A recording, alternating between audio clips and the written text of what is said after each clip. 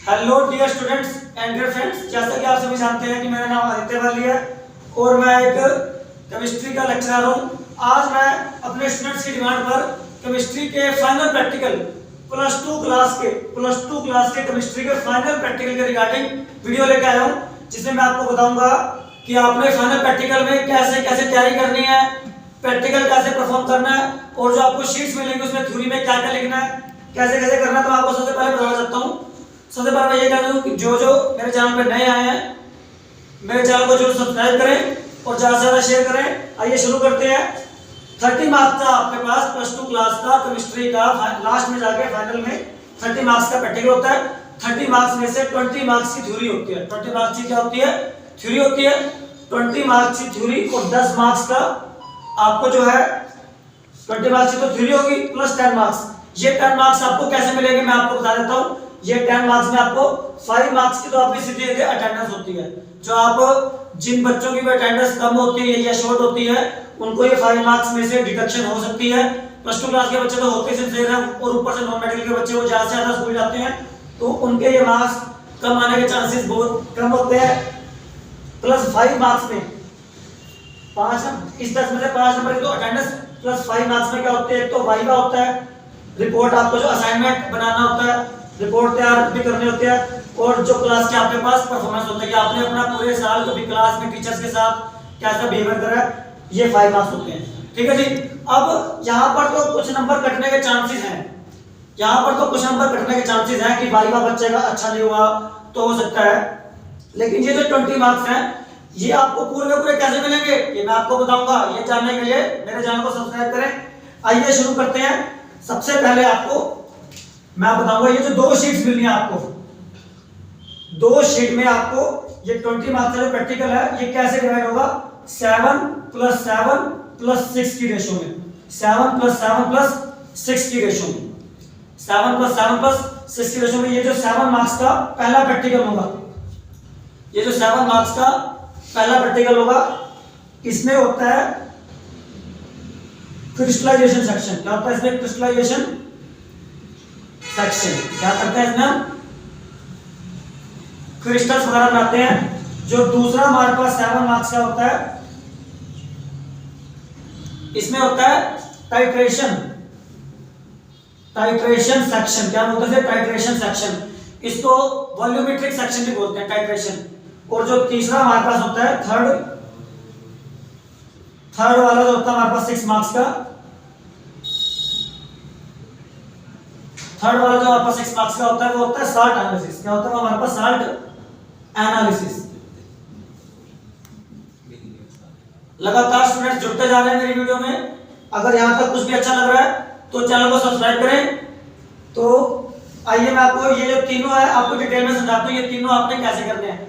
अब वो वक्त आ चुका है, मान लीजिए आप प्रैक्टिकल में घर से पूरा अपना वाइवा की तैयारी करके गए हैं, वहां पहुंचे, एक्सटर्नल वगैरह इंटरनल वगैरह साथ बैठे हुए हैं। अब वक्त आ चुका है कि आपके हाथ में आपको शीट्स दी जाएंगी। क्या दी जाएंगी आपको? आपके हाथ में शीट्स दी जाएंगी। सबसे पहले आपको पहली शीट दी जाएगी। पहली शीट में क्या करना है वो मैं आपको बता देता हूं।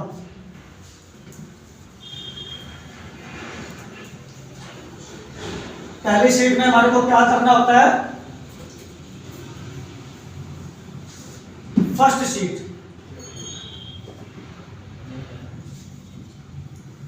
शीट में सबसे पहले आपको क्वेश्चंस लिखने होते हैं। क्या लिखने होता है आपको? क्वेश्चन। देखिए मोस्ट ऑफ द स्कूल्स में क्या होता है? क्वेश्चंस जो होते हैं या तो ऑलरेडी शीट के ऊपर लिखे होते हैं या बच्चों को वर्बली बोल दिए जाते हैं, या वो 3 क्वेश्चंस बच्चों को वर्बली बोल दिए जाते हैं। उसमें से जो उस शीट पर आपने पहला क्वेश्चन है 7 मार्क्स का वो ये है। Question number 1, prepare the crystals of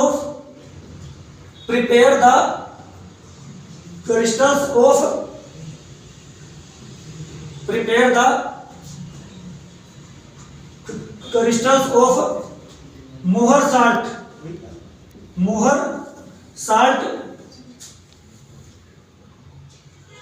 और प्रिपेयर द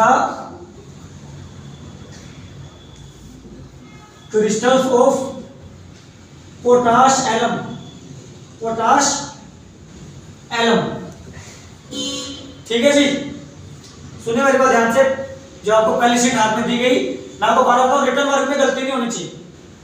बाय हुक, अव्वल तो अच्छे से तैयारी करें, बहुत बढ़िया से तैयारी करें, घर से याद करके जाएं। जैसे मान लीजिए क्लास में, एक क्लास में मान लीजिए, मैं आपको फॉरन एग्जांपल बता रहा हूं, एक स्कूल में सेक्शन ए सेक्शन बी दोनों मिला के 60 बच्चे हैं, नॉन मेडिकल के, नॉन मेडिकल मेडिकल मिला के 60 बच्चे हैं। कितने बच्चे हैं? 60 बच्चे। तो सबसे पहले होगा बैच 1 क्रिएट। क्या होगा वहां पर? बैच 1 क्रिएट होगा बोर्ड के रोल नंबर के हिसाब से 1 to 30। बैच 1 बनेगा बोर्ड के रोल नंबर के हिसाब से 1 to 30।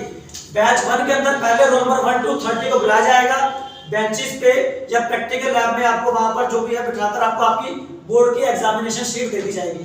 उस शीट में क्वेश्चन नंबर 1 आपने लिखना है, या वहां पर पहले से लिखा आएगा।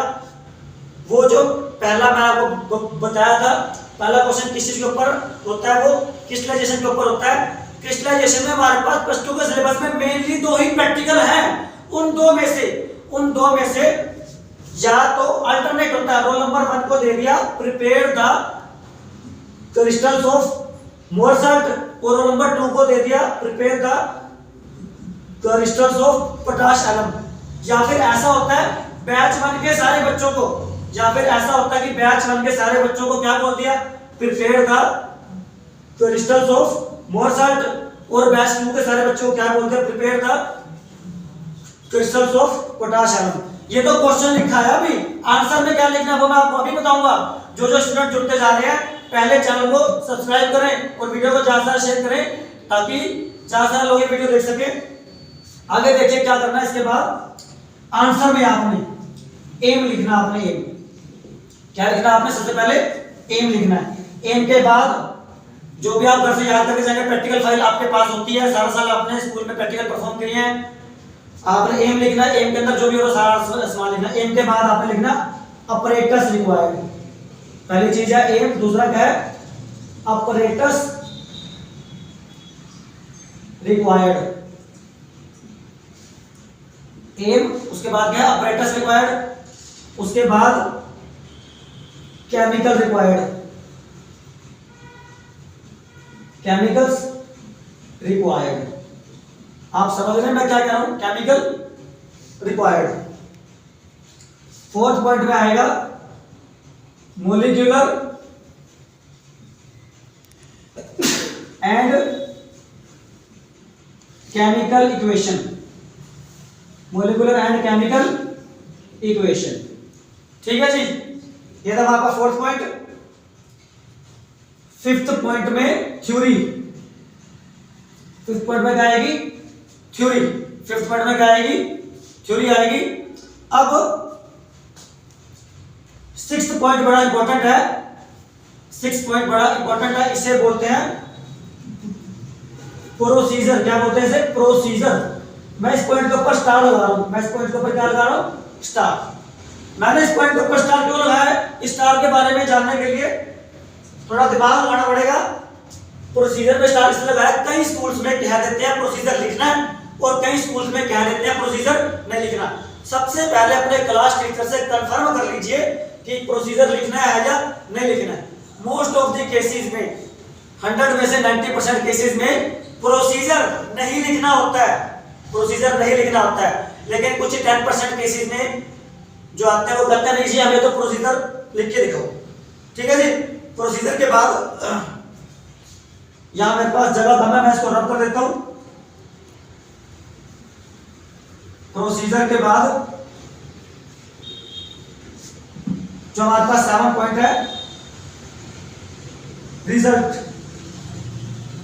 7 पॉइंट में क्या आएगा? रिजल्ट आएगा। रिजल्ट में क्या लिखना है? सबसे पहले हमारे को colour of crystals, colour of crystals. अगर तो मोहर साल्ट के क्रिस्टल बनाए आपने, मोहर साल्ट के, तो उसका रंग कैसा होता है? लाइट ग्रीन या ग्रीन लिख दो। ठीक है जी। अगर तो आपने पोटाश एलम के बनाए हैं तो उसका क्या होता है? उसका कोई रंग नहीं होता, पानी जैसा रंग होता है, कांच जैसा, तो उसको क्या बोलते हैं? Colourless. Colour of the crystal dash dash करके लिखोगे। Weight of the crystals dash dash dash. Colour आपका जो भी आएगा लिख देना, वेट आपका जो भी आएगा वेइंग मशीन में तोल के लिख देना। कलर हो गया, वेट हो गया। फिर आता शेप। शेप आपके प्रैक्टिकल फाइल में लिखा होगा या आप माइक्रोस्कोप वगैरह से देख सकते हैं कि ऑक्टाहेड्रल है या टेट्राहेड्रल है, जैसे भी रोम्बोहेड्रल है, जैसे भी शेप आप वहां मेंशन कर दीजिएगा। तो मैंने आपको पूरा शीट 1 में पहले वाले में क्या लिखना है, आपका यहाँ पर 7 नंबर पक्के हो चुके हैं। ऐसा जो मैंने बताया वही लिखना है, 7 नंबर आपके पक्के हो चुके हैं। और इसी 7 नंबर पक्का करने के साथ साथ चैनल को सब्सक्राइब करें, लाल बटन के साथ जो मर्जी करें, खेले कूदे नाचे गाएं, आपके प्रैक्टिकल का सवाल है, सीधी सी बात है। जुम्मो नाचो गाओ, मिलके मौज बनाओ, लेकिन मेरे सब्सक्राइबर बढ़ाओ, ठीक है जी।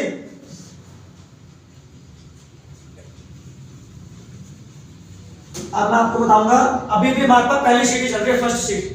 अभी भी हमारे पास पहली शीट ही चल रही है। यहाँ पर आपके 7 नंबर पक्के हो चुके हैं, यहाँ पर आपके 7 नंबर पक्के हो चुके हैं। अब पहली शीट में ही दूसरा क्वेश्चन, यहां पर दूसरा क्वेश्चन आएगा।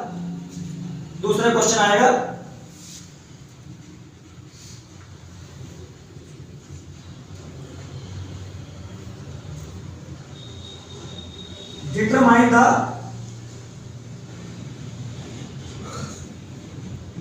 The strength and determine the strength and molarity. Determine the strength and molarity of given KMnO4 solution.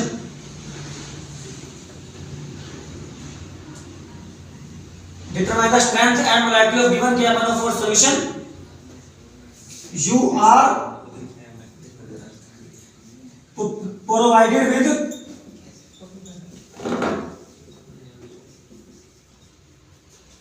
m/20 or m/40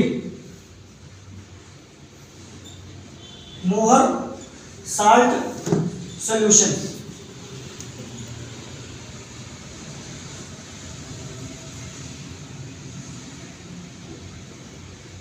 और ऑक्सैलिक एसिड सॉल्यूशन।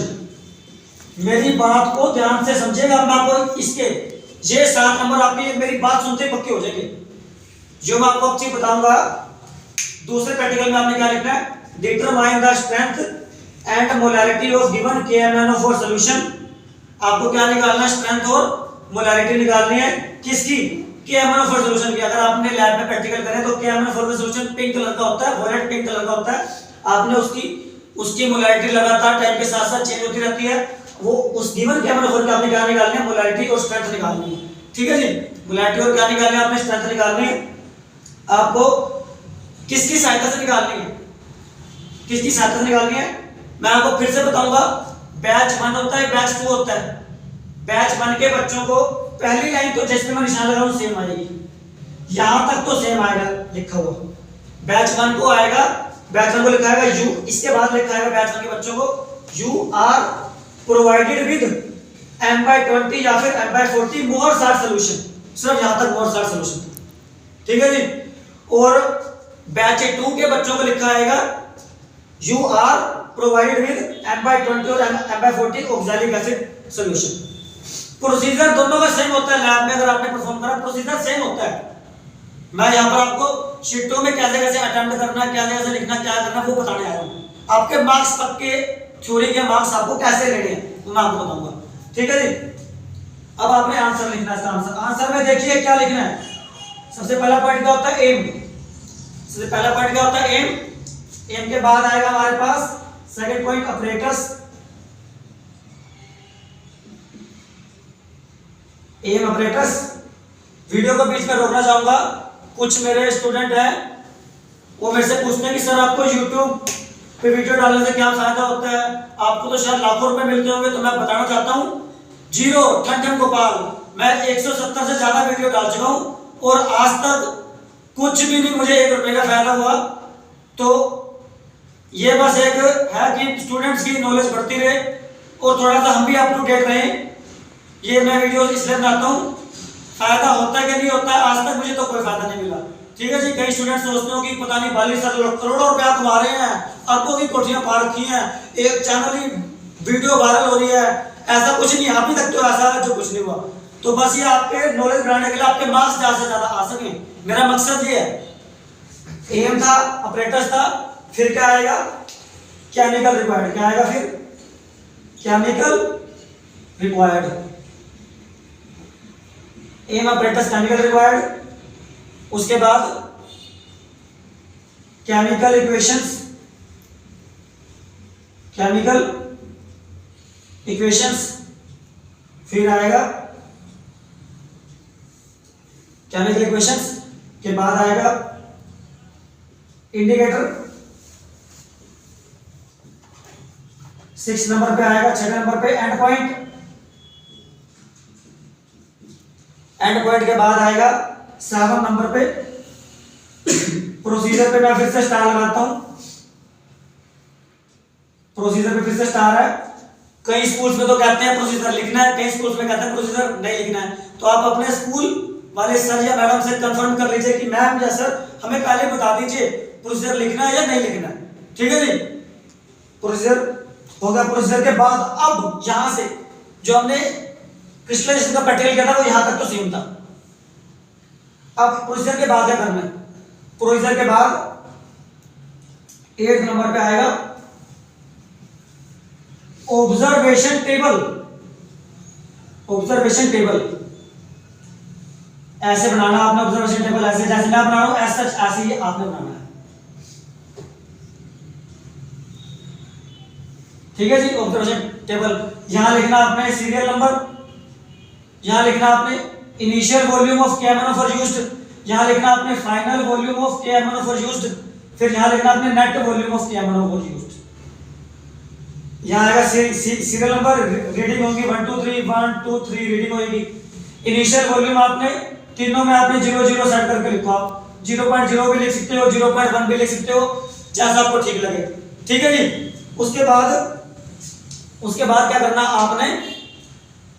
आपने मान लो यहां पर फाइनल रीडिंग है 19.8 आई या 19.6 आई फाइनल रीडिंग। जहां वॉल्यूम ऑफ KMnO यूज तो 19.6 आई तो 19.6 माइनस 0.0 यहां पे क्या आएगा 19.6।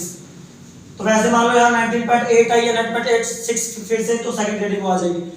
इसके नीचे आपने लिख देना है mean reading table. Observation table के नीचे आपने क्या लिखना है, मीन रीडिंग,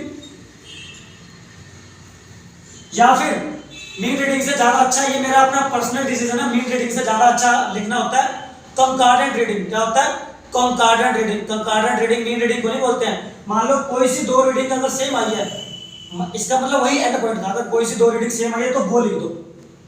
अगर आपके तीनों रीडिंग ही अलग अलग आ रही हैं तो क्या करो, उनका मीन निकाल के लिख दो। अब तो मेरा मानना है प्रैक्टिकल तब तक करो जब तक आपकी 2 या 3 रीडिंग सेम नहीं आ रही। जैसे आपकी 2 या 3 रीडिंग सेम आ गई इसका मतलब वो फाइनल रिजल्ट है।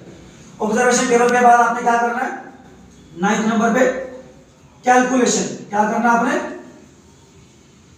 कैलकुलेशन पे कैलकुलेशन को आपने उतार देना है। m1 m2 equal to m1 v1 equal to m2 v2 लिख दोगे। क्या लिखोगे, m1 v1 equal to m2 v2।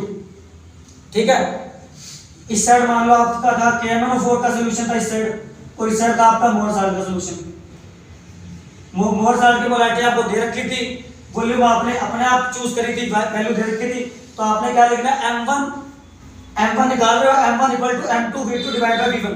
बस इतना लिखना है, m1 equal to m2 v2 divide by v1 equal to लिख दो x equal to x mole पर लीटर। यहां पर आपकी कैलकुलेशन क्या होगी, खत्म, x मोल पर लीटर।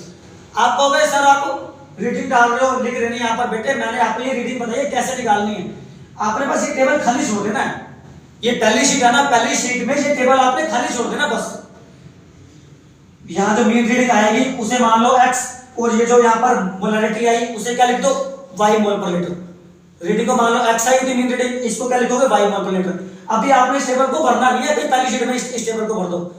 जो बच्चे मेरे ऑनलाइन देख रहे हैं या फिर जो आसपास बैठे हैं, समझ आ गई मेरी बात, मैंने क्या बताया, बात है क्लियर। पहली शीट में रीडिंग वाला टेबल भरना नहीं है, क्योंकि पहली शीट में जो रीडिंग वाला आपने टेबल भरा है उसको हमें दूसरी शीट में परफॉर्म करके दिखाना, तब भरना वो टेबल एग्जामिनर के सामने। ये जो हो रहा है हो तो ये भी एक्सटर्नल के प्रेजेंस में हो रहा है, शीट आप लिख रहे हो, लेकिन इसमें आपको जो आप घर से याद करके आए हो वो आपको रिटर्न वर्क है पहली शीट में। बात क्लियर है? इसी के साथ आपका क्या होगा, कैलकुलेशन के बाद आपने क्या लिखना है, रिजल्ट। यहां पे मैं लिखता हूं, यहां जगह यहां पे लिखता हूं 10 नंबर पे आएगा आपका रिजल्ट। रिजल्ट में क्या लिखोगे आप, दो चीजें लिखनी है। पहले क्या लिखोगे, मोलैरिटी जो भी आई थी, मोलैरिटी को आपने क्या माना था, वाई माना था, वाई ग्राम पर लीटर, सॉरी वाई मोल पर लीटर, वाई मोल पर लीटर लिख दो। और स्ट्रेंथ, स्ट्रेंथ का फार्मूला जरूर लिख दो। स्ट्रेंथ का फार्मूला होता है molarity into molecular weight, molarity into molecular weight इसका फार्मूला होता है, इक्वल टू इसे लिख दो जेड। क्या लिख दो इसे, जेड ग्राम पर लीटर। बात है क्लियर? जेड के बाद 11 नंबर पे लिख देना प्रिकॉशंस। प्रिकॉशंस चाहे 2 लिखो चाहे 3 लिखो, वो आपकी मर्जी है, प्रिकॉशंस लिखनी जरूर है। ठीक है जी? तो ये था शीट 1 में आपने क्या क्या लिखना है। समझ आ गई मेरे पास? शीट 1 का काम यहां पर होता है खत्म। इसी के साथ आप सोच रहे होंगे आपके 7 नंबर पक्के हो चुके हैं, दूसरे वाले, पहले 7 तो पक्के हो वहीं पर हो चुके थे, ये वाले 7 नंबर भी पक्के नहीं हुए हैं।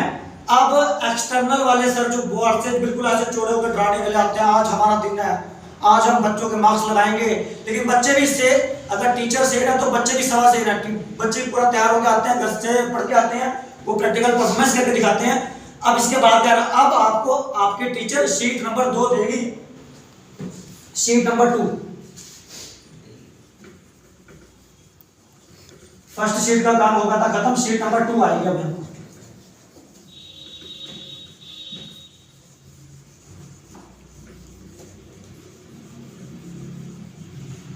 शीट नंबर 2 देखा ना, सेकंड शीट, यहां पर कौन सा आएगा, सेकंड शीट। पहली शीट थी बोर्ड की, पहली शीट तो जो आती है वो होती है बोर्ड की शीट होती है, वो उसमें तो गलती करनी नहीं, कुछ भी हो जाए। ये आ गई सेकंड शीट, ये होती है स्कूल शीट। ये कौन सी होती है, स्कूल शीट। ये स्कूल, ये भी एक ही मिलनी है, ये भी एक ही मिलनी है। अब इसमें क्या करना, फिर से आपने क्वेश्चन 2, फिर से यहां हेडिंग डाल दो क्वेश्चन 2। क्वेश्चन 2 वही वाला जो आपने वहां पर छोड़ा था। क्वेश्चन 2 में फिर से क्या बनाओगे, ऑब्जर्वेशन टेबल। क्या बनाओगे, ऑब्जर्वेशन टेबल। ओके जी, ऑब्जर्वेशन टेबल है। ऑब्जर्वेशन टेबल करने के बाद आपने वही टेबल बना देना, आपने फिर से serial number, initial volume, final volume. यहां पे क्या आएगा, इनिशियल वॉल्यूम, यहां पे क्या आएगा, फाइनल वॉल्यूम। यहां आएगा volume of KMnO4 used, volume of initial volume, final volume, volume of KMnO4 used. तो पहली रीडिंग, दूसरी रीडिंग, तीसरी रीडिंग जो भी आएगी, अब 0 0 0 0 0 0। अब यहां पर मेन काम स्टार्ट होता है। आपने क्या करना है, सबसे मेन चीज मैं आपको बता रहा हूं आज के प्रैक्टिकल की, यही सबसे मेन पॉइंट है। यहां गलती करती वहां नंबर आपके कटने की चांस है। पहली रीडिंग आपकी जो भी आएगी, चाहे गलत आ रही है चाहे सही आ रही है, पहली रीडिंग आपकी जो भी आई है, आपने उसी टाइम एक्सटर्नल एग्जामिनर को आवाज मारने की, मैम मेरी पहली रीडिंग आ चुकी है। वो आपकी पहली रीडिंग यहां पर देखेगी, मान लो आई, मान लो 19.8 है, उसने उसको रेड पेन से क्या कर देगी, उसको मैडम जैसा जो भी होगा उसको क्या कर देंगे, सर्कल। यहाँ पे आपने लिखा 19.8, यहाँ पे क्या करते हैं, उसको सर्कल। ये सर्कल करते ही आपका एक तरह से निश्चिंत हो चुके, आप थोड़ी सी रिलैक्सेशन आ गई है कि आपका ना जो आपने एक्सटर्नल को अपनी शीट दिखानी थी वो एक तरह से आप रिलैक्स हो चुके हो कि जो आपने प्रैक्टिकल परफॉर्म करके दिखाना था आपके हिसाब से जितने एक तरह से परफॉर्म हो चुका है। अब मैडम बच्चों का भी देखेगी, एक बैच में ये तो है नहीं सारा ध्यान मैडम ऐसे आपके, मान लो कोई आयुष नाम का बच्चा है, मैडम उस आयुष नाम के बच्चे के पास ऐसे बैठ गया, हाँ भी कर पहले रीडिंग, हाँ भी दूसरी रीडिंग ले, फिर तीसरी आया तो है नहीं कि सारी उसके पास इतना बड़ा हाल है, 30 बच्चे मैडम पूरी राउंड एक बच्चे पे जाएगी, फिर दूसरे पे जाएगी, फिर तीसरे पे जाएगी, तो आप थोड़ा रिलैक्स हो जाओ। तो इसके बाद दूसरी रीडिंग लो, जो भी रीडिंग आएगी यहाँ लिखो, तीसरी रीडिंग लो, जो भी रीडिंग आएगी यहाँ लिखो।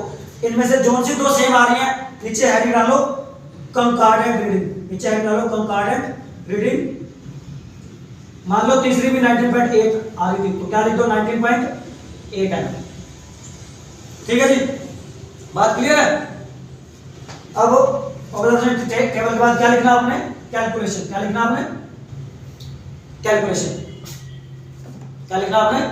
कैलकुलेशन लिखना। कैलकुलेशन में क्या लिखोगे? m1 v1 equal to m2 v2। मैंने KM1 और यहाँ वाला सेक्शन था, यहाँ वाला क्या था? मोहर साल्ट। जिन बच्चों को मोहर साल्ट वाला नहीं आया प्रैक्टिकल, भाई साहब जी मेरी हाथ जोड़ के विनती है, बाली सर की हाथ जोड़ के विनती है, यहाँ पर ऑक्सैलिक एसिड लिख देना। दो ही प्रैक्टिकल है, या तो मोहर साल्ट का या फिर ऑक्सैलिक एसिड का। यहाँ पर क्या लिख देना? ऑक्सैलिक। प्रोसीजर सेम है, सब सेम है, सब टीका का बुम इसमें सेम हो रहा है। और कोई इसमें ज्यादा वाली कोई रॉकेट साइंस नहीं लग रही है, कोई रॉकेट बनाना इसमें सिखा रहे हैं। तो इसकी मोलैरिटी आप निकाल रहे हो equal to m2 v2 bye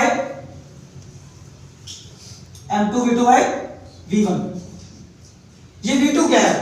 जो आपने स्टार्टिंग में वॉल्यूम ली थी किसकी? मोहर साल्ट की। वो आपने जो प्रैक्टिकल जो स्टार्ट करा होगा पिपेट से सब करते हैं, पिपेट से वो 20 ml होता है, 20 ml के अराउंड आप सब करते हैं उसको। मोलैरिटी आपकी m/20 या m/40 जो भी देगा आपको दे रखे होते हैं। v1 क्या है? ये v1 जो रीडिंग आई थी, कैलकुलेशन करनी है, इक्वल टू आपके पास आंसर आ गया। उसके बाद क्या लिखोगे? रिजल्ट। उसके बाद क्या लिखोगे? रिजल्ट। रिजल्ट में क्या क्या लिखोगे? मोलैरिटी आई जो भी आई आपके पास। अब x नहीं लिखना चाहिए, अब फिर से x लिख दो। जो भी यहाँ पर आपकी मोलैरिटी आई थी वो यहाँ लिख दो। फिर क्या लिखोगे? स्ट्रेंथ। स्ट्रेंथ में क्या करना है? Molarity into molecular weight. Molarity into molecular weight. मान लो मोहर साल्ट वाला है, मोहर साल्ट वाले में स्ट्रेंथ निकालेंगे, मोलैरिटी इनटू मोलिकुलर वेट होता है यहाँ पर 392। यहाँ पर मोलिकुलर वेट कितना होता है? 392 से मल्टीप्लाई करना और आपका क्या आ जाएगा? जो भी आंसर आएगा यहाँ लिख देना। ठीक है जी। ये आपका शीट नंबर 2 में दूसरा प्रैक्टिकल खत्म हो चुका है। मेन टेंशन जहां पर आपके फिर से 7 मार्क्स क्या हो चुके हैं? पक्के। 20 में से 14 नंबर आपके पक्के हो चुके हैं। ठीक है जी, बात क्लियर है? अगर बात क्लियर है तो जो जो जुड़ते जा रहे हैं चैनल को ज्यादा से ज्यादा सब्सक्राइब करें, वीडियो को लाइक करें और बच्चों तक फैलाएं ताकि ज्यादा से ज्यादा भला हो सके। ठीक है जी। ये डस्टर पता नहीं जहां बैठाओ वहीं बैठ सकता है। आगे करते हैं। अभी शीट नंबर 2 का वर्क खत्म नहीं हुआ है। अब बारी आई किसकी? शीट नंबर 3 की। नहीं, शीट नंबर 3 तो मिलने की, सॉरी, शीट नंबर 2 ही है, लास्ट शीट है। अब आएगा तीसरा प्रैक्टिकल। तीसरे प्रैक्टिकल में आपने ये जो क्वेश्चन है, क्वेश्चन नंबर 3 है, इसमें आपने लिखना है टू डिटरमाइन सॉरी ऐसे लिखना आपने। क्वेश्चन नंबर 3 में आएगा आइडेंटिफाई दी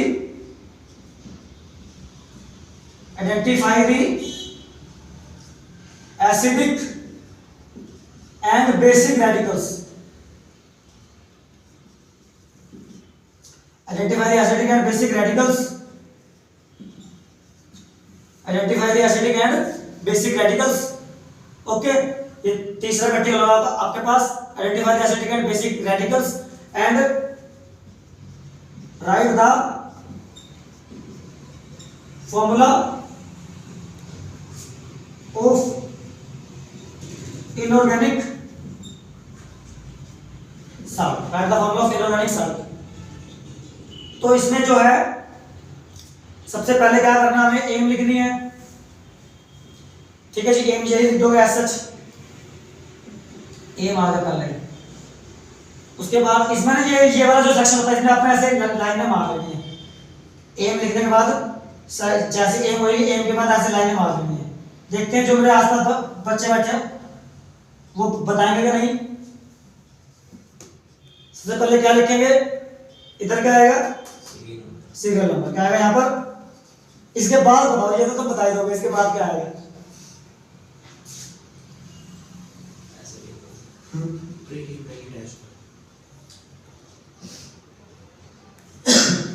टेस्ट परफॉर्म।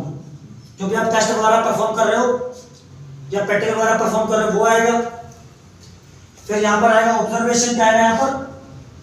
ऑब्जर्वेशन। और यहाँ पर आएगा इन्फेरेंस। क्या आएगा? इन्फेरेंस।